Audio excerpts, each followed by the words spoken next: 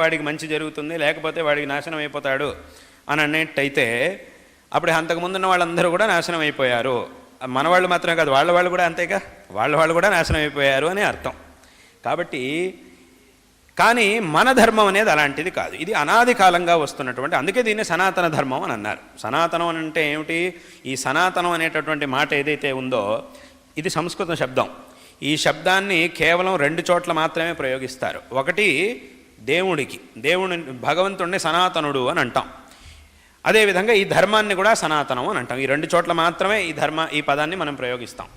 ఎందుకు అనంటే ఈ పదానికి అర్థం ఏమిటి? ఏదైతే అనాది కాలంగా వస్తూ ఉన్నదో, ఏదైతే శాశ్వతమైనటువంటిదో, అంటే ఏ వస్తువుకి జన్మ మరణాలనే ఉండవో, ఆద్యంతములనే ఉండవో అటువంటి వస్తువుని సనాతనం అని అంటారు. భగవంతుడికి ఆది అంతాలు 2 లేవు. భగవంతుడు ఉత్పత్తి లేదు, నాశము లేదు. కాబట్టి భగవంతుడు సనాతనుడు. అంటే భగవంతుడు అవతారం చేయడం వేరు. కానీ వాస్తవంగా ఇప్పుడు కృష్ణుడు అవతరించడం కంటే ముందు కృష్ణుడే లేడు అని అర్థం కాదు. భగవంతుడు ఉండనే ఉన్నాడు.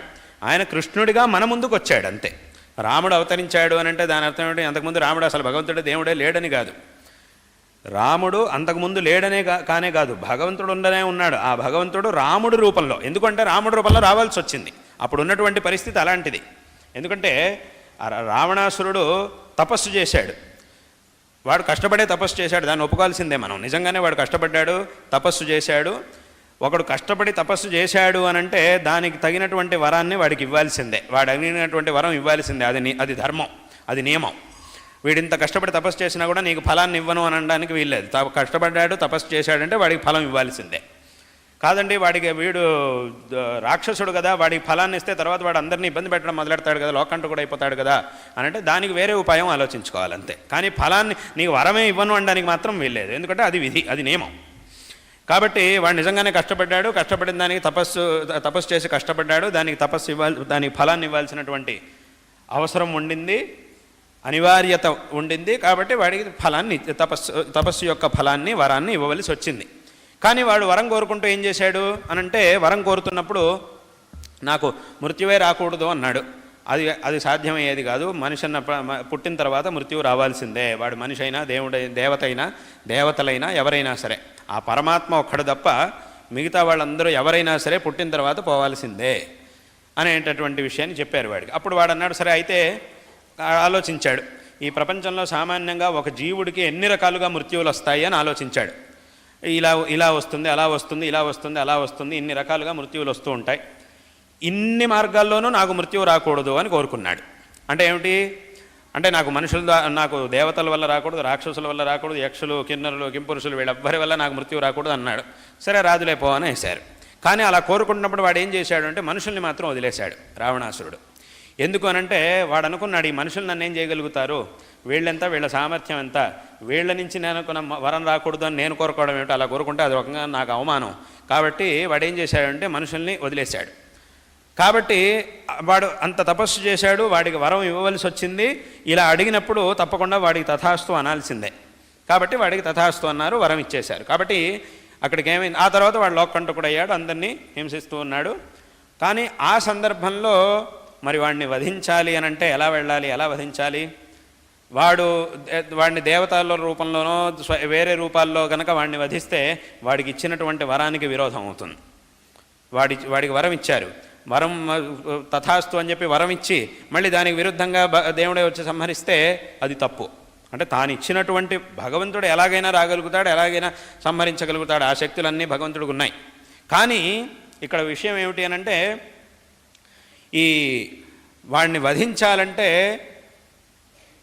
వాడి వరానికి విరోధం రాకూడదు, వాడి వధ కూడా జరగాలి, సంహారము జరగాలి. అందుకోసం భగవంతుడు ఏం చేశాడు అంటే రాముడిగా అవతరించాడు. అంతే తప్ప రాముడిగా అవతరించడం కంటే ముందు అసలు దేవుడే లేడు అని అర్థం కాదు. భగవంతుడు రాముడిగా అవతరించాడు, ఆ రామావతారంలో రావణాసురుణ్ణి వధించాడు. మనం ఏం చేస్తున్నాము అనంటే, ఆ భగవంతుడు రాముడిగా అవతరించినప్పుడు ఆ రామావతారం అనేది మనకు ఒక ఆదర్శం.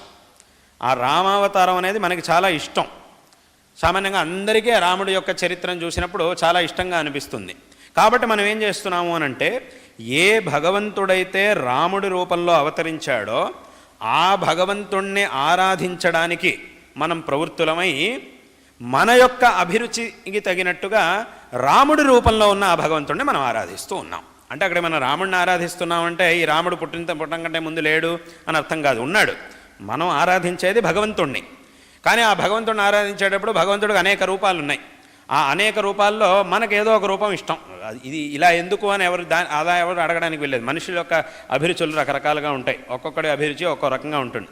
ఒకటి ఈ రంగు అంటే ఇష్టం, ఇంకో రంగు అంటే ఇష్టం, ఇంకో ఎందుకు నీకు ఈ రంగు అంటేనే, ఎరుపు రంగు అంటేనే నీకు ఎందుకు ఇష్టం, నలుపు అంటే ఎందుకు ఇష్టం నీకు, అథవా ఈ పచ్చ రంగు అంటేనే నీకు ఎందుకు ఇష్టం అనడానికి వెళ్ళలేదు. అడగడానికి అది వాడే అభిరుచి అంతే.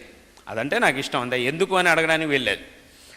కాబట్టి మనుషుల యొక్క అభిరుచులు రకరకాలుగా ఉంటాయి. ఆయా అభిరుచులకి తగినట్టుగా భగవంతుణ్ణి ఆరాధించుకునేటప్పుడు భగవంతుణ్ణి ఆరాధించాలంటే ఏదో ఒక రూపం కావాలి.